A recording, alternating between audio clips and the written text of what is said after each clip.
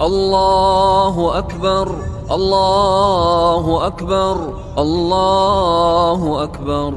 سبحان الذي سخر لنا هذا وما كنا له مقرنين وإنا إلى ربنا لمنقلبون. اللهم إنا نسألك في سفرنا هذا البر والتقوى ومن العمل ما ترضى. اللهم هون علينا سفرنا هذا واطو عنا بعده.